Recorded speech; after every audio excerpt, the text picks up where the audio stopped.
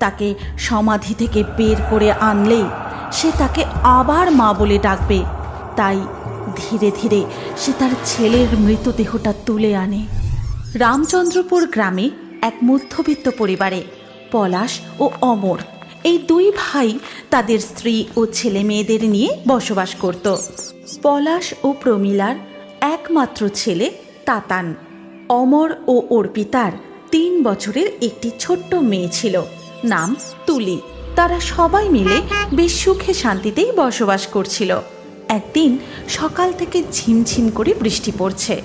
তখন তুলি, তুলি মা, এই সব দুধটা ঢক ঢক করে খেয়ে নাও। খেয়ে দাদার সাথে গিয়ে তুমি খেলো। না মা, আমি দুধ খাবো না। দুধ খেতে একদম ভালো লাগে না। না তুলি, তা বললে কি করে হবে? তুমি আমার সোনা মেয়ে না, দুধটা